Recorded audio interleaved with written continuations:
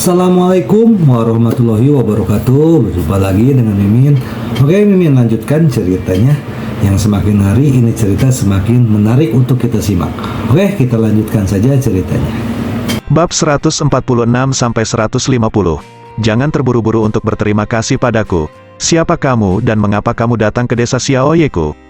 Ye Chong bertanya, jika kamu setengah berbohong, aku tidak keberatan membunuhmu lagi. Pria besar itu tersenyum kecut. Nama saya Zhang Tiezu. Saya dulu seorang prajurit. Saya terluka parah ketika melakukan misi. Saya melarikan diri ke sini dengan panik. Saya ingin bersembunyi di gua ini dan menunggu untuk mati. Aku tidak menyangka akan bertemu denganmu dan menyelamatkanku. Tebakan He Ye Chong benar. Pria besar ini benar-benar seorang prajurit sebelumnya. Tugas apa? Tanya Ye Chong. Maaf, aku tidak bisa memberitahumu ini.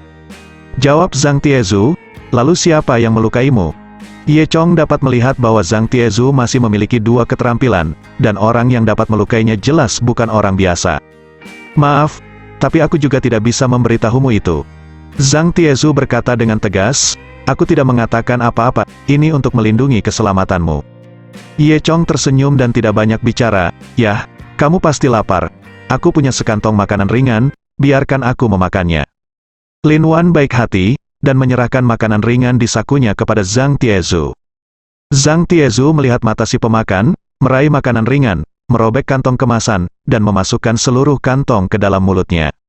Baiklah, terima kasih, Zhang Tiezu berkata dengan samar. Lin Wan tersenyum dan berkata, tidak apa-apa, kamu bisa makan perlahan. Apa yang akan kamu lakukan di masa depan? Tanya Ye Chong. Dengan suara berguling, Zhang Tiezu menelan makanan di mulutnya. Dia menghela napas, bersembunyi dan melarikan diri selama sisa hidup saya. Jika musuh saya tahu bahwa saya tidak mati, mereka tidak akan membiarkannya pergi. Anda mungkin juga bersembunyi. Di desa Xiaoye, kata Ye Chong, dia punya ide sendiri.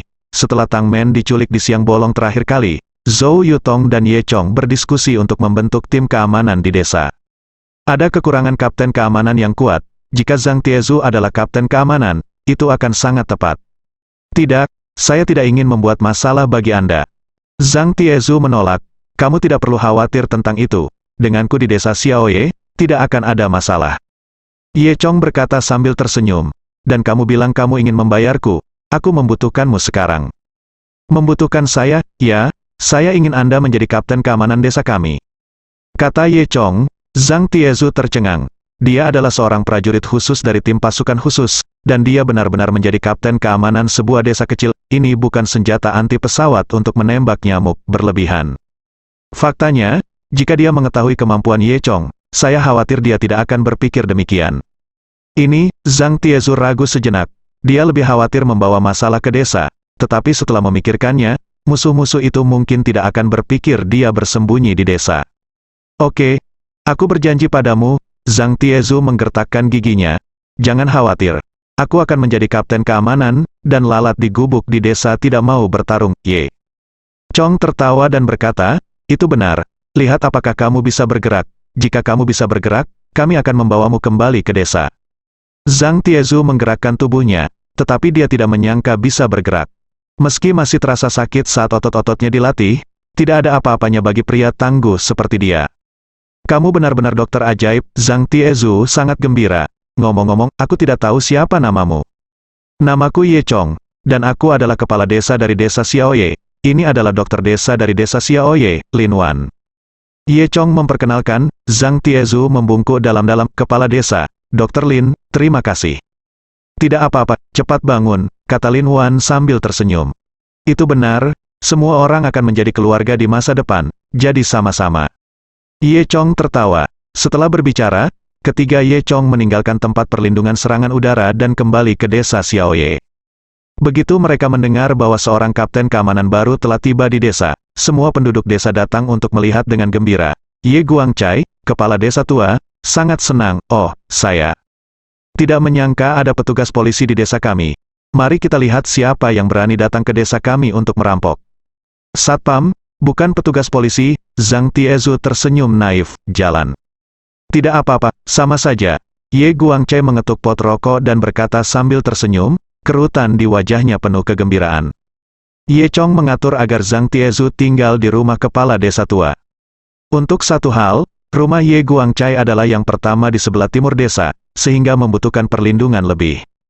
Kedua, keluarga Ye Guangcai hanya memiliki orang tua dan tidak ada anak yang merawat mereka. Zhang Tiezu hanya bisa merawat orang tua. Zhang Tiezu sangat senang dengan hal ini, merasakan kesederhanaan dan antusiasme penduduk desa di desa Xiaoye. Dia berkata dengan penuh semangat, "Teman-teman, jangan khawatir, saya pasti akan melindungi desa Xiaoye kita." Dengan cara ini, desa Xiaoye membentuk tim keamanan selain Kapten Keamanan Zhang Tiezu. Penjaga keamanan pertama yang direkrut adalah Zhang Dalong. Zhang Dalong cukup bangga dan senang menjadi satpam, tapi dia menyesalinya dalam sehari. "Saya sangat lelah, saya hanya orang biasa. Jika saya berlatih begitu keras setiap hari, saya akan mati. Dalam waktu kurang dari 3 hari, saya kehilangan 10 kaki." Zhang Dalong mengeluh kepada Zhou Yutong. Zhou Yutong sibuk menulis catatan kerja dan mengabaikan Zhang Dalong sama sekali. Zhang Dalong terus meratap, "Tuan Sekretaris Partai, Anda harus membuat keputusan untuk saya. Tidak bisakah saya menjadi penjaga keamanan? Anda dapat berbicara dengan saudara Taizu tentang hal-hal ini, dan memohon padanya untuk mengurangi jumlah pelatihan untukmu. Kamu dan aku apa gunanya berbicara?" Kata Zhou Yutong dengan marah. "Saya berbicara dengan Zhang Tiezu, dan dia menjawab saya." Zhang Dalong berkata dengan wajah sedih. Zhou Yutong bertanya, "Apa yang dia jawab?" Dia berkata, "Selama kamu tidak bisa mati karena latihan, berlatihlah sampai mati." Zhou Yutong, dalam waktu kurang dari seminggu, cedera Zhang Tiezu hampir pulih.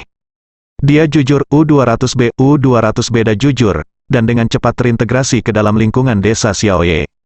Semua penduduk desa suka bercanda dengannya. "Taizu, hari ini kita makan angsa besar di rumah, mari kita makan bersama malam ini." "Taizu, kamu belum punya istri, aku akan memperkenalkanmu nanti." "Taizu, apakah kamu akan pergi ke bertemu dokter?" Garis bawah adalah dermawan saya, dan saya akan selalu mengingatnya. Semua orang di desa tahu bahwa Zhang Tiezu terutama baik untuk Lin Wan, tapi itu bukan jenis pengejaran cinta, tapi jenis kebaikan yang dilakukan para Kasim pada Ratu Tua. Karena Lin Wan memberinya sekantong makanan ringan saat dia sangat membutuhkannya, jadi dia selalu mengingatnya di dalam hatinya. Pada hari ini, Zhang Tiezu pergi ke gunung belakang untuk berolahraga di pagi hari. Setelah serangkaian pukulan militer, saya merasa nyaman. Kemudian, dia memainkan satu set Vajrapani yang dia pelajari di vihara.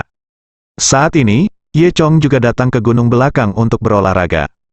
Dia kebetulan melihat Zhang Tiezu meninju, dan berjalan sambil tersenyum. "Kakak Taizu, tanganmu cukup fleksibel, tapi sayangnya kamu kurang tangguh, kepala desa, apakah kamu juga tahu kungfu?" Zhang Tiezu bertanya dengan senyum naif. "Mengapa, tidak terlihat seperti itu?" Tanya Ye Chong, "Melihat betapa kurusnya kamu sepertinya tidak tahu kungfu." Kata Zhang Tiezu, "Ye Chong sebenarnya dibenci, tidak apa-apa. Bagaimana dengan ini? Kamu memukulku dengan seluruh kekuatanmu." Kata Ye Chong, "Apa?" Zhang Tiezu menggosok kepalanya. "Kepala desa, tolong berhenti membuat masalah. Jika aku memukulmu sampai mati, aku akan menyesalinya." "Bah, kamu bisa memukulku jika kamu mau. Jangan khawatir, kamu bisa jangan sakiti aku." Ye Chong tertawa. Zhang Tiezu menggaruk kepalanya. "Kalau begitu, baiklah. Ya, kamu memukulku dengan seluruh kekuatanmu." Kata Ye Chong. "Apa?" Zhang Tiezu menggosok kepalanya. "Kepala desa, tolong berhenti membuat masalah. Jika aku memukulmu sampai mati, aku akan menyesalinya." "Bah, kamu bisa memukulku jika kamu mau. Jangan khawatir, kamu bisa jangan sakiti aku." Ye Chong tertawa. Zhang Tiezu menggaruk kepalanya. "Kalau begitu, baiklah." Zhang Tiezu mengepalkan tinjunya. "Kepala desa, aku sudah meninju, hati-hati." Setelah itu, Zhang Tiezu meninju perut Ye Chong. Karena dia takut menyakiti Ye Chong, Zhang Tiezu hanya menggunakan 10% dari kekuatannya. Ye Chong menepuk pundak Zhang Tiezu. "Kakak Taizu, kamu tidak makan pagi ini, bisakah kamu menggunakan kekuatan?" Melihat Ye Chong baik-baik saja, Zhang Tiezu tidak bisa menahan senyum dan berkata, "Oke, kepala desa, aku punya beberapa akar." Kata ya, dia meninju perut Ye Chong lagi, menggunakan 50% kekuatannya kali ini. Ye Chong tetap tidak bergerak, kali ini, bahkan Zhang Tiezu terkejut. Dia telah mempraktekkannya, meskipun hanya menggunakan 50% dari kekuatannya. Itu lebih kuat dari kekuatan penuh orang biasa, belum lagi memukul perut lembut Ye Chong. Kebugaran fisik Ye Chong ini juga sangat bagus, tidak kalah dengan raja prajurit dari kompi biasa. Aku bilang kamu bisa melakukannya dengan seluruh kekuatanmu, apakah kamu meremehkanku? Ye Chong tertawa lagi. Oke, kepala desa, hati-hati. Zhang Tiezu berkata, aku akan menggunakan seluruh kekuatanku kali ini. Setelah selesai berbicara, Zhang Tiezu mengepalkan tinjunya erat-erat dan meninju Ye Chong dengan keras. Ledakan, Zhang Tiezu merasa seolah-olah dia dipukul di atas batu, tetapi dia sangat terkejut hingga dia hampir jatuh. Dia memandang Ye Chong dengan tidak percaya, kepala desa, apakah ini kemeja kain besi yang dilapisi dengan lonceng emas? Kemeja kain besi apa yang ditutupi dengan lonceng emas? Hanya saja kebugaran fisik saya lebih kuat dari Anda. Ye Chong tertawa. Bagaimana mungkin? Zhang Tiezu berkata, saya dulu memiliki program latihan fisik paling maju di ketentaraan, dan tidak mungkin untuk berlatih sesuai levelmu itu. Berarti program latihanmu masih belum cukup baik, metode pelatihan yang turun. Ye Chong tertawa, sangat menakjubkan, Zhang Tiezu masih tidak percaya. Aku akan mengajarimu nanti, selama kamu berlatih dengan benar, kamu akan segera mencapai levelku. Ye Chong tertawa. Dia akan mengajari Zhang Tiezu satu set teknik latihan tubuh yang paling umum. Sungguh tentu saja, jika saya tidak mengajari Anda dua keterampilan, bagaimana saya bisa dengan aman mempercayakan desa Xiaoye untuk perlindungan Anda? Terima kasih kepala desa, terima kasih kepala desa. Zhang Tiezu sangat gembira. Sambil berbicara, Zhou Yutong bergegas. Kamu Chong, Zhou Yutong berlari mendekat. Hei, kakak Taizu juga ada di sini. Zhang Taizu mengangguk. Aku di sini untuk latihan pagi. Ada apa? Tanya Ye Chong. Ada berita bagus. Kata Zhou Yutong sambil tersenyum. Apakah kamu hamil? Ye Chong bertanya pura-pura terkejut. Pergilah ke neraka. Zhou Yutong mencubit Ye Chong dengan keras, dan dia tidak melepaskannya sampai Ye Chong memohon belas kasihan. Zhang Tiezu diam-diam tersenyum sambil menutupi mulutnya. Izinkan saya memberitahu Anda, jalan di desa kami telah diperbaiki. Wang Bing sedang menunggu penerimaan di kepala desa. Kata Zhou Yutong, Ye Chong sangat gembira. Sungguh, ayo kembali ke desa. Setelah berbicara, dia dan Zhou Yutong dengan senang hati kembali ke desa. Wang Bing dan para pemimpin dari beberapa tim teknik sedang duduk di desa dan menunggu dengan penuh semangat. Mereka semua berdiri saat melihat Ye Chong masuk. Kepala desa, saya akhirnya memenuhi kepercayaan Anda. Jalan di desa kami telah diperbaiki. Kata Wang Bing, bagus, Saudara Wang, kamu telah memecahkan masalah besar di desa. Kata Ye Chong bersemangat, menjabat tangan Wang Bing. Wang Bing tersenyum, kepala desa dan sekretaris cabang, bagaimana kalau kita pergi ke Xinlu untuk memeriksanya sekarang? Bagus, minta Kidazu untuk mengemudikan truk dan membawa penduduk desa yang ingin pergi, dan ayo jalan. Ye kata Chong, setelah beberapa saat, semua penduduk desa yang baru saja sarapan berkumpul di desa. Ye Guangcai sengaja menyalakan petasan 100 ring. Semua orang bersemangat tinggi. Ye Chong memberi isyarat kepada semua orang untuk diam, dan berkata, teman-teman, mari kita rayakan dengan hangat selesainya jalan tol di desa Xiaoye. Ada tepuk tangan hangat dari semua orang. Pada hari yang layak dirayakan, biarkan sekretaris cabang kami mengucapkan beberapa patah kata. Ye Chong menarik Zhou Yutong ke atas panggung. Penduduk desa tertawa dan bertepuk tangan. Zhou Yutong tersipu, lalu berkata, baru saja kepala desa mengatakan bahwa ini adalah hari yang patut dirayakan. Saya pikir itu sangat tepat, karena ini bukan hanya jalan biasa, tetapi juga saluran bagi desa Xiaoye kita untuk menjadi kaya. Mulai sekarang, ekonomi desa Xiaoye kita akan menjadi lebih baik, dan semua orang akan menjalani kehidupan terbaik. Bagus, sekretaris cabang mengatakannya dengan sangat baik. Kerumunan bersorak, kalau begitu, jangan terlalu banyak bicara. Mari kita pergi dan mengunjungi jalan kita menuju kekayaan bersama. Kata Zhou Yutong. Setelah itu, Zhou Yutong mengarahkan semua orang untuk naik bus. Kidazu sedang mengendarai truk, dan bagian belakang truk itu penuh dengan penduduk desa yang ingin menyaksikan kegembiraan, dan kepala desa tua duduk di kopilot yang menyeringai lebar. Truk lainnya dikemudikan oleh Kiao Laosan untuk mengantarkan sayuran ke kota, dan dia tidak ada di desa, jadi dia tidak ikut dalam acara ini. 3 gadis besar, Zhou Yutong, Lin Wan dan Ye Yuan, duduk di Land Rover Ye Chong, mengobrol tanpa henti. Tim teknik Wang Bing memiliki 2 kendaraan sendiri. Tim pengamat, yang terdiri dari total 4 atau 2 kendaraan berangkat sekuat tenaga. Mulai dari pintu masuk desa Xiaoye, seluruh jalan terbentang lurus hingga pintu masuk jembatan layang di kawasan perkotaan, dan keseluruhan perjalanan berjarak sekitar 60 km. Jalan ini menghubungkan desa Xiaoye dan kawasan perkotaan secara mandiri. Jika Anda tidak pergi ke dan dari desa Xiaoye, orang lain tidak dapat menggunakan jalan ini. Oleh karena itu, jalan tersebut pada dasarnya adalah jalan eksklusif desa Xiaoye. Kecuali Ye Chong dan beberapa truk, pada dasarnya tidak ada mobil lain yang muncul. Selain itu, ini adalah jalan lurus. Ye Chong dapat mengendarai mobil hingga lebih dari 150 mil. Perjalanan sejauh 60 km hanya memakan waktu setengah jam, atau bahkan 20 menit. Dulunya butuh waktu 2 jam untuk pergi ke kota melalui jalan tanah yang berlumpur, sempit dan berkelok-kelok, namun kini hanya membutuhkan waktu 20 menit di jalan baru yang lurus ini. Itulah gunanya membangun jalan sepanjang jalan. Penduduk desa yang berkerumun di dalam truk juga sangat gembira, satu persatu menunjuk ke sekeliling jalan dan berteriak. Ada ladang tak berujung di kedua sisi jalan, dan matahari terbit bersinar di jalan, memantulkan sedikit kemasan. Beberapa bayangan Gunung Qian dapat dilihat di cakrawala di kejauhan, dan awan putih melayang melintasi langit biru. Angin sepoi-sepoi bertiup di wajahnya membuat Ye Chong merasa sangat nyaman. Aku tidak menyangka jalan ini begitu indah, puji Zhou Yutong. Iya, sangat indah. Lin Wan meletakkan wajah kecilnya di tangannya dan menatap keluar jendela dengan bingung.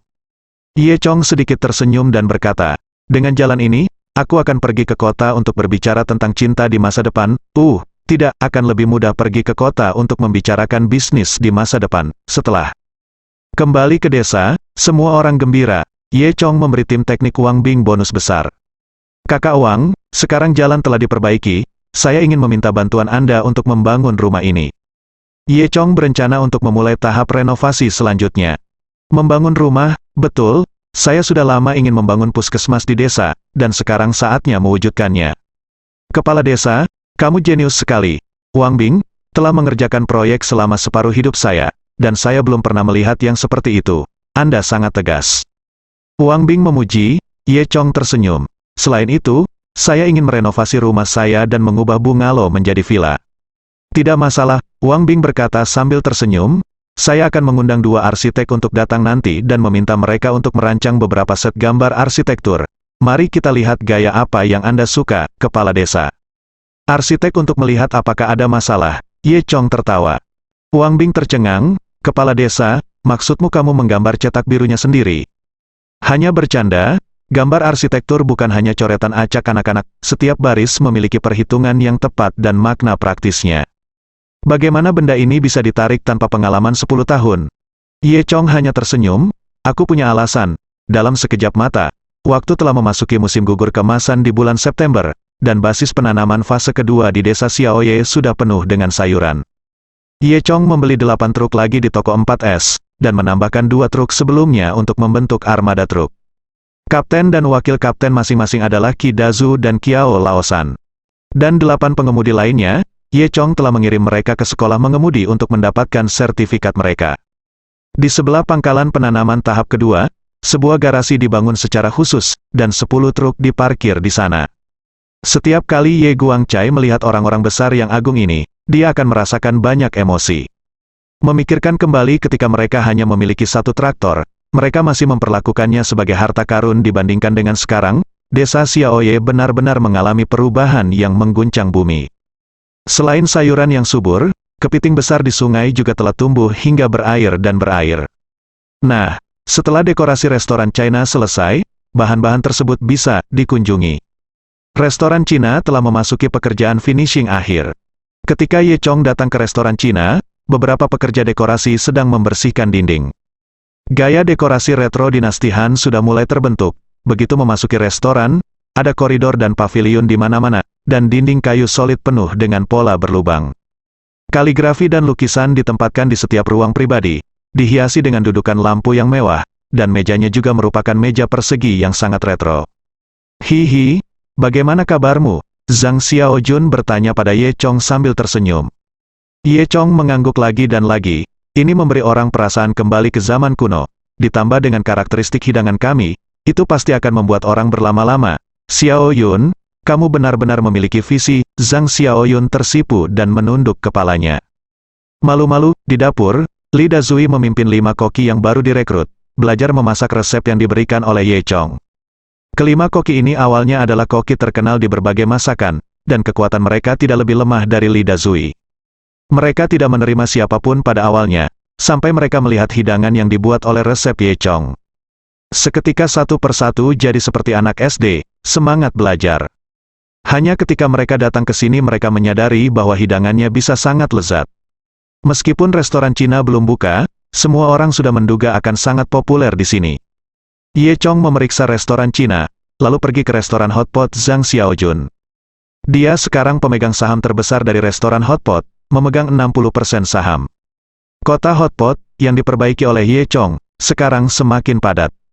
Dividen bulanan Ye Chong adalah 800.000. Ini bukan waktu makan, dan restoran hotpot kosong. Keduanya duduk di restoran hotpot sebentar, dan Ye Chong berkata untuk memeriksa kondisi Zhang San.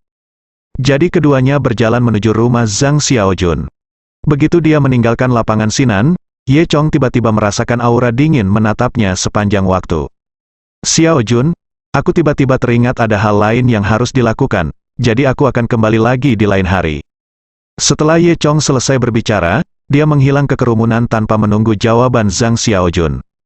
Melihat punggung Ye Chong, Zhang Xiaojun sedikit tersesat. Dan orang yang mengikuti Ye Chong dari jauh melihat Ye Chong tiba-tiba mempercepat, jadi dia juga mempercepat, menjaga jarak yang sama sepanjang waktu. Setelah beberapa saat, Ye Chong memimpin orang-orang di belakangnya ke taman terdekat.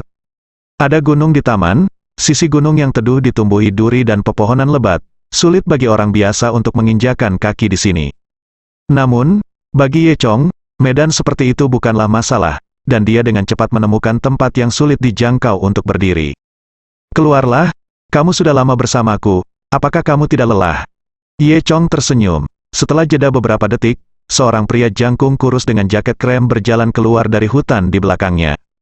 Baru saja memasuki bulan September, dan cuacanya masih sangat panas, jadi sangat aneh memakai jaket. Kamu Ye Chong, kan? Pria berjaket itu bertanya. Siapa kamu? Namaku Huang Yang, pembunuh nomor 1 di web gelap, seseorang menawarkan 100 juta untuk membunuhmu. 100 juta? Aku sangat berharga, berbicara tentang urusan orang lain. Kijang serigala hitam kami sepadan dengan harganya. Kata Kijang, serigala hitam dan Gazelle, kombinasi pembunuh yang membuat dunia bawah tanah ketakutan. Di mana rekanmu? Ye Chong tidak peduli, keluar bersama. Cukup bagiku untuk membunuhmu, Gazelle berkata dengan dingin. Serigala hitam seharusnya sudah tiba di desa Xiaoye, dia akan mengambil desa Xiaoye bunuh semua orang yang turun untuk menemanimu. Mata Ye Chong berkedip dingin, dan dia berani menyentuh keluarganya dan sesama penduduk desa. Itu benar-benar tak termaafkan. Dia takut pria bernama Hei Lang itu akan benar-benar mulai membunuh di desa Xiaoye, dan dia tidak tahu berapa lama Zhang Tiezu bisa melawan. Perbaiki ini dulu, dengan pemikiran di benaknya, Ye Chong melangkah keras, dan tubuhnya meledak dalam sekejap. Huang yang mencibir, hei, orang yang tidak sabar akan mati di sini. Setelah selesai berbicara, dia mengangkat jaket di sebelah kiri, dan beberapa senjata digantung di dalam jaket. Kijang itu langsung mengeluarkan 5 jarum perak beracun, dan menembak Ye Chong seperti dewi yang menyebarkan bunga. Ye Chong mendengus pelan, dan menjatuhkan 5 jarum perak dengan jentikan tangannya. Rumput, beberapa keterampilan, Gazelle mengeluarkan botol lagi, dan dengan jentikan lengannya, menaburkan semua bubuk perak di dalam botol di depan wajahnya. Pada saat yang sama, Ye Chong juga tiba di dekatnya, dan wajahnya ditaburi bedak. Gazelle sangat gembira, bedaknya sangat beracun, bisa membakar kulit jika terkena kulit, dan bisa langsung membakar mata jika mengenai mata. Ye Chong tidak mati kali ini, sebelum dia sempat bahagia. Ye Chong menarik napas, meniup bubuk itu ke udara tipis. Kapasitas paru-paru yang sangat besar, ada blower di mulutnya. Gazelle terkejut, detik berikutnya, wajah Ye Chong muncul di depannya. Gazelle mundur beberapa langkah dengan cepat, seperti yang diharapkan dari pembunuh nomor 1 di jaring gelap, kakinya sangat cepat. Tapi tidak peduli seberapa cepat dia, sepertinya dia tidak bisa menyingkirkan Ye Chong. Ye Chong mengikutinya seperti bayangan, dan dia akan menggertak dirinya sendiri di depannya lagi. Sebuah panah besi muncul di tangan Huang yang di beberapa titik, dia mengeluarkan panah baja tajam dari dadanya, dengan cepat memasukkannya ke dalam panah, dan menembak ke arah Ye Chong. Wos, baut panah itu sangat kuat dan cepat. Huang yang mengira Ye Chong tidak akan bisa melarikan diri kali ini, itu pasti ditembak melalui lubang oleh panah-panah. Tanpa diduga, Ye Chong mengulurkan 2 jari, dan dengan sejumput di udara, dia dengan kuat menjepit panah-panah. Gazelle kaget. Ini manusia. Dia buru-buru meraih jaket di sebelah kirinya, tempat senjata terakhirnya, pistol, disembunyikan. Saya melihat Ye Chong mendengus dingin, dan dengan kekuatan di tangannya, panah-panah itu terlempar keluar. Ye Chong hanya menggunakan 2 jari untuk mengerahkan kekuatan, dan kekuatan panah otomatis bahkan lebih besar dari yang ditembakkan dengan panah besi barusan. Sebelum Kijang bisa bereaksi, panah-panah menembus kepalanya, masuk dari dahi dan keluar dari belakang kepala. Baut panah menembus 2 pohon lagi sebelum berhenti, dan menembus pohon ketiga. Pada tubuh anak panah, warna otak putih kecil bisa terlihat samar-samar. Gazelle bahkan tidak tahu bahwa dia sudah mati. Setelah dia ditembak, dia masih mengeluarkan pistolnya dan mengarahkannya ke Ye Chong. Kemudian dia merasakan hawa dingin di kepalanya, matanya yang ketakutan langsung kehilangan warnanya, dan dia jatuh ke tanah dengan suara plop. Ye Chong tidak punya waktu untuk melihat lagi. Dia berlari menuruni gunung dengan langkah cepat, bergegas kembali ke Land Rover, dan melaju menuju desa Xiaoye secepat yang dia bisa. Sekarang dia hanya berharap Zhang Tiezu dapat bertahan lebih lama. Untungnya, jalan tersebut telah diperbaiki, dan Ye Chong dapat berkendara di jalan raya lurus ini tanpa halangan. Mobil tersebut menempuh jarak hampir 200 mil, dan dia dapat bergegas kembali ke desa dalam waktu kurang dari 20 menit. Jangan sampai terjadi apa-apa, gumamnya dalam hati. Di pintu masuk desa Xiaoye, seorang pria berjaket hitam meletakkan tangannya di sakunya, memandang santai ke sekelompok pria kuat di depannya. Senyumnya tampak lucu, seperti ekspresi kucing tua ketika berhadapan dengan tikus. Dan berdiri di hadapan pria berjaket hitam itu adalah seorang penduduk desa dari desa Xiaoye. Qi Dazu, Qiao Laosan, Zhang Dalong dan penduduk desa lainnya semuanya membawa sekop, cangkul, dan peralatan lainnya, menghadap jaket hitam dengan gugup. Bahkan Liu Erbangxi membawa 2 botol wine, siap melemparkannya ke kepala lawan kapan saja.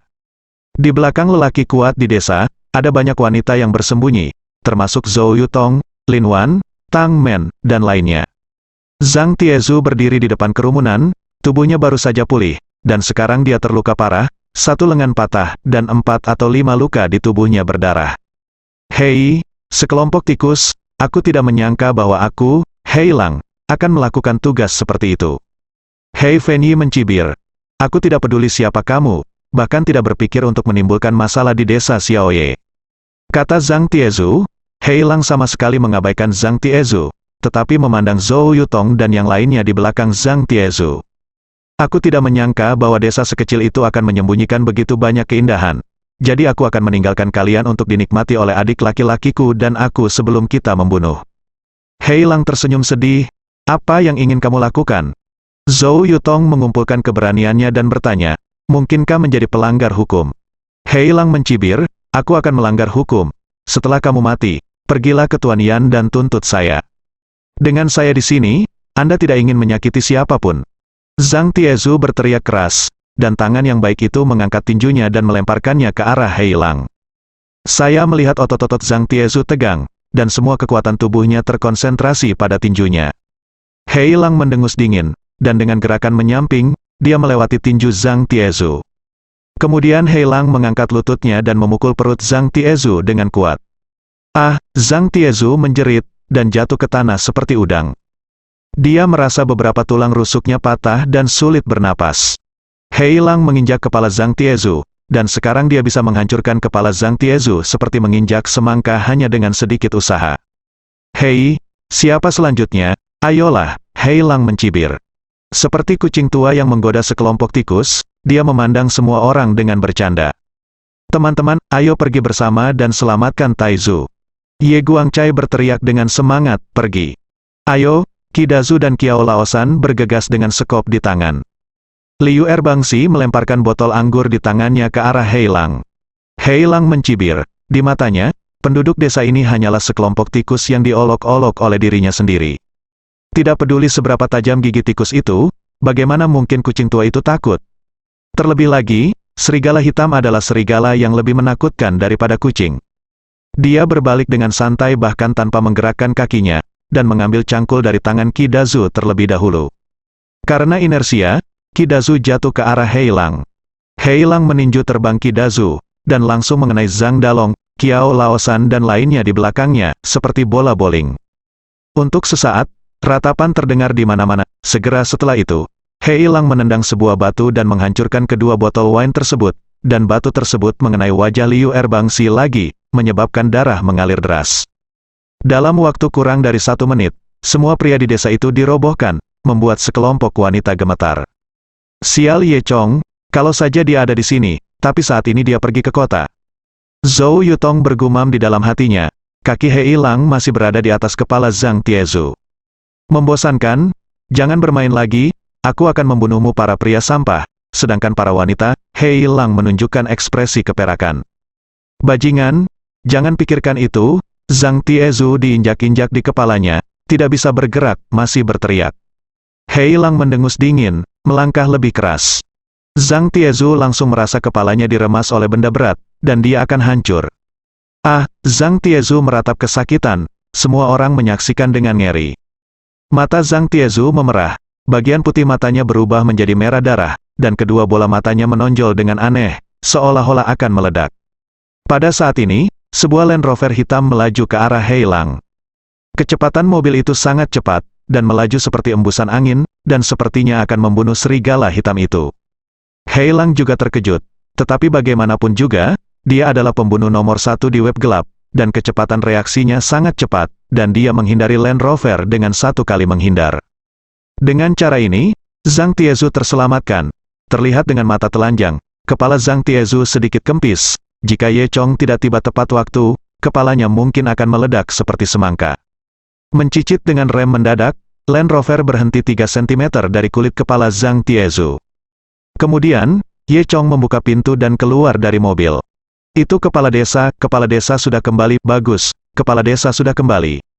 Semua orang sangat gembira, oh, Xiao Chong sudah kembali, kita bisa diselamatkan kali ini. Kata Ye Guangcai sambil menyeringai. Melihat Ye Chong muncul, Zhou Yutong dan Lin Wan sama-sama menghela nafas lega. Akhirnya kembali, jika kamu tidak kembali, semua orang di desa kami akan dibunuh olehnya. Kata Zhou Yutong. Ye Chong memandangi penduduk desa yang tergeletak di sekitar, dan tidak bisa menahan perasaan marah. Kamu melakukannya? Ye Chong bertanya dengan dingin. Hei Lang mencibir, benar, ini aku, kamu yang mana? Aku Ye Chong. Ye Chong, tidak mungkin, bukankah kamu dibunuh oleh rusa? Hei Lang bertanya dengan heran, tugas Hei Lang Gezel adalah membunuh Ye Chong dan penduduk desa Xiaoye. Keduanya menarik undian, dan kambing kuning tertarik untuk membunuh Ye Chong, yang membuat Hei Lang tidak senang. Namun, Hei Lang percaya pada kemampuan rusa itu, karena rusa itu bergerak, Ye Chong pasti akan mati. Tapi sekarang Ye Chong berdiri tepat di depannya. Ini mengejutkan Hei Lang. Maksudmu kulit kuning itu? Aku sudah membunuhnya? Ye Chong mencibir. Kamu kentut. Hei Lang tidak percaya bahwa pemuda biasa bisa membunuh seekor gezel. Bagaimana bisa? Selanjutnya, kamu juga harus mati. Ye Chong berkata dengan dingin. Begitu kata-kata itu jatuh, Ye Chong sudah bergegas.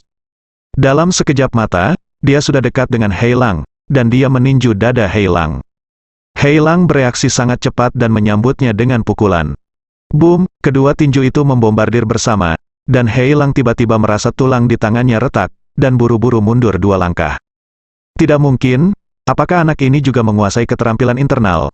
Kekuatan Ye Chong sangat mengejutkannya. Hei Lang dengan cepat menjadi tenang, menyipitkan matanya, dan berkata pada dirinya sendiri, anak ini sangat kuat. Aku tidak bisa melawannya secara langsung, memancingnya ke dalam hutan, dan kemudian mempermainkannya sampai mati.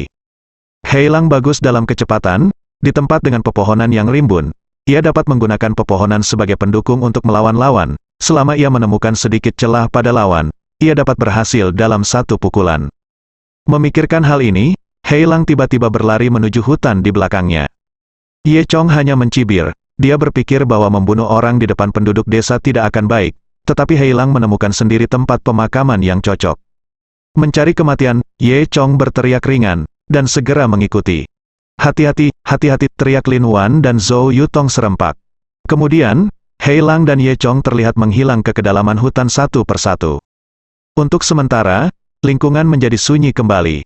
Semua orang memiliki ekspresi cemas di wajah mereka. Ada apa? Apakah kepala desa baik-baik saja? Mengapa tidak ada gerakan sama sekali?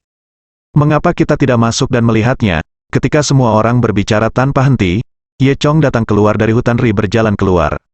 Dia adalah satu-satunya, dan dia tidak melihat serigala hitam lagi. Ye Chong, kamu baik-baik saja, di mana serigala hitam itu? Zhou Yutong berlari dan bertanya. Ye Chong menyentuh hidungnya, ya, dia kabur. Tentu saja dia tidak akan memberitahu semua orang bahwa serigala hitam telah berubah menjadi orang mati dan terbaring di hutan.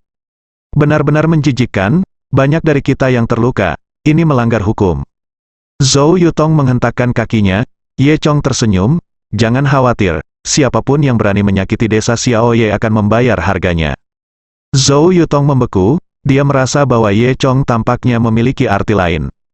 Ye Chong menatap penduduk desa yang terluka. Yang paling serius adalah Zhang Tiezu, yang masih terbaring di tanah dan tidak bisa bangun. Tampaknya kultivasi Zhang Tiezu harus ditingkatkan dengan cepat. Kata Ye Chong dalam hati. Dia berjalan ke Lin Wan. Waner, bantu aku merawat luka semua orang. Kota Beijiang, villa keluarga Bai. Bai Ming dan Bai Yun sedang duduk di aula. Bai Ming memegang foto kematian Bai Feidu di tangannya, dengan mata gelap. Saat ini, dua orang masuk dari pintu. Satu berbaju hitam dan satu berbaju kuning. Itu adalah kombinasi dari serigala hitam dan domba kuning, pembunuh nomor satu di jaring gelap. Ketika Bai Ming melihat kedua orang itu masuk, dia langsung berdiri. Bagaimana kabar kalian berdua? Apakah Ye Chong telah terbunuh? Apakah desa Xiaoye telah dihancurkan? Setelah berbicara, Bai Ming merasa sedikit aneh. Dia menemukan bahwa mata Hei Lang dan Gezel kusam, dan wajah mereka tanpa ekspresi, seperti mati orang, sama. Kalian berdua, apakah kalian merasa tidak puas dengan harganya? Kita bisa mendiskusikan masalah uang lagi. Sebelum Bai Ming selesai berbicara, Gezel mengulurkan tangan dan langsung mengeluarkan hati Bai Ming. Bai Ming tidak mengerti apa yang terjadi sampai kematiannya. Bai Yun yang sedang duduk di sofa melihat pemandangan ini dan langsung menjerit ketakutan. Hei Lang menendang Bai Yun sampai mati. Bai Yun menabrak dinding seperti bola daging besar, membuat lubang di dinding. Teriakannya segera menarik perhatian orang-orang di sekitarnya, dan selusin pengawal bergegas masuk. Dan ketika mereka melihat pemandangan menyedihkan di ruangan itu, mereka ketakutan. Serigala hitam dan kijang tidak memberi semua orang kesempatan, dan membunuh semua orang yang masuk. Kemudian, keduanya jatuh ke tanah dengan celepuk, dan tidak bergerak lagi. Bai Ming terbunuh, villa keluarga Bai dihancurkan oleh dua pembunuh misterius. Pemandangannya mengerikan. Dan pembunuh misterius itu juga mati di villa keluarga Bai. Berita itu langsung menimbulkan kegemparan di kota Beijiang. Tidak ada yang menyangka bahwa keluarga raksasa Bai di Beijiang akan berakhir seperti ini. Ayah dan anak dari keluarga Bai dibunuh satu demi satu. Sejak saat itu, keluarga Bai benar-benar menghilang dari panggung kota Beijiang. Beberapa orang mengatakan bahwa itu adalah keluarga Lu yang melakukannya. Keluarga Bai dan keluarga Lu bertengkar hebat. Kejatuhan keluarga Bai yang tiba-tiba adalah hal yang paling ingin dilihat oleh keluarga Lu. Beberapa orang juga mengatakan bahwa keluarga Qin yang melakukannya meskipun keluarga Qin selalu tinggal di satu tempat, keluarga Qin paling diuntungkan dari kematian keluarga Bai. Yang lain mengatakan bahwa itu karena keluarga Bai telah memprovokasi sosok misterius sehingga mereka mengalami bencana seperti itu. Untuk sementara, orang-orang kota Beijiang memiliki pendapat berbeda dan menghela nafas. Kota Beijiang, villa keluarga Lu Tianyuan hanya mencibir ketika mendengar berita itu, dan dia berkata kepada Lu Wen, saya katakan sebelumnya bahwa cepat atau lambat keluarga Bai akan dihancurkan oleh leluhur generasi kedua. Tidak perlu melawan bola balik setiap hari, dan khawatir tentang itu. Kata Wang Chunfang, Lu Tianyuan mengangguk, tapi kali ini kami juga terluka parah, dan saya khawatir butuh waktu lama untuk pulih. Properti keluarga Bai, kata Lu Wen, itu benar, meskipun keluarga Bai sudah mati, masih banyak industri di bawahnya. Saya khawatir itu akan menyebabkan pertumpahan darah lagi. Saya tidak tahu berapa banyak orang yang akan berdarah karenanya, kata Lu Tianyuan. Properti keluarga Bai sekarang seperti sepotong daging babi rebus yang gemuk, yang telah disajikan di atas meja, dan banyak serigala lapar yang menatapnya. Kami tidak menginginkannya, Lu Wen berkata lagi. Lu Tianyuan memandang Lu Wen dengan kagum, dia merasa putranya semakin dewasa sekarang. Itu benar. Mungkin bukan hal yang baik untuk memperjuangkan industri ini sekarang. Keluarga Qin di pinggiran kota Beijiang. Qin Yulong dan seorang wanita muda baru saja menyelesaikan latihan piston, dan mereka saling berpelukan telanjang saat ini. Wanita itu dengan lembut menyentuh dada Qin Yulong dengan jari-jarinya dicat dengan kuku merah. Tuan muda Qin, apa pendapat Anda tentang saya? Apakah saya jauh lebih nyaman daripada nyonya setengah baya itu? Tanya wanita itu, Qin Yulong mendengus, tapi tidak menjawab. Pada saat ini, teleponnya berdering. Kakak Long, Bai Ming sudah mati. Kali ini keluarga Bai benar-benar tamat. Ya, aku sudah tahu. Geng bambu hijau telah dihancurkan oleh Hai Jingmen, dan sekarang dunia bawah tanah sibuk bersaing untuk properti keluarga Bai sudut. Mulut Qin Yulong sedikit terangkat, menunjukkan senyum kejam. Baiklah, saatnya bagi kita untuk bergerak, memanggil Ahu kembali, dan beberapa paman, dan mengadakan pertemuan di rumah pada sore hari. Ya, juga. Kamu bisa itu dilakukan sesuai rencana, ya. Jangan membocorkan informasi apapun. Ya, Saudara Long, jangan khawatir. Qin Yulong menutup telepon-telepon, dan dengan lembut menggerakkan telapak tangannya ke tubuh wanita itu, dari perut ke leher. Wanita itu berbisik pelan, menggemakan sentuhan Qin Yulong. Mata Qin Yulong tiba-tiba berkilat keras, dan dia meraih leher wanita itu dengan tangannya. Wanita itu menjadi pucat karena terkejut. Tuan Muda Qin, Anda tahu terlalu banyak, Qin Yulong berkata dengan dingin. Wanita itu menendang kakinya dengan liar dan berjuang selama 2 menit, tetapi akhirnya dicekik sampai mati oleh Qin Yulong. Ye Chong menghabiskan beberapa hari menganggur di desa, sama sekali tidak menyadari keributan di kota Beijiang. Nyatanya, kematian keluarga Bai semuanya disebabkan olehnya. Meskipun Hei Lang dan Gazelle telah dibunuh olehnya sejak lama, Ye Chong menggunakan metode mengendalikan mayat untuk mengendalikan mereka untuk menghancurkan keluarga Bai. Ini masih terinspirasi oleh Chen Xiong, sang pemburu mayat. Faktanya, metode ini dicatat dalam warisan Dewa Naga Ye Chong, tetapi Ye Chong tidak repot-repot menggunakannya. Tetapi untuk berurusan dengan orang-orang jahat itu, tidak apa-apa menggunakan cara berbahaya seperti itu sesekali, setidaknya itu menyelamatkan Anda dari kesulitan melakukannya sendiri. Bahkan jika penyelidikan tidak dapat menyelidiki kepalanya. Pada hari ini, Wang Bing menelepon dan mengatakan bahwa 2 arsitek profesional telah diundang. Setelah mendapatkan jawaban tegas dari Ye Chong, Wang Bing meletakkan teleponnya. Berdiri di sampingnya adalah 2 pria berlengan pendek kotak-kotak, yang satu berusia 50-an, sedikit botak, dan yang lainnya berusia 40-an, dengan kacamata setebal bagian bawah botol. Luo Gong, Xiong Gong, kepala desa akan berada di sini sebentar lagi, dan dia membawa gambar desainnya. Kata Wang Bing dengan sopan, apa, kepala desa ini juga belajar teknik sipil?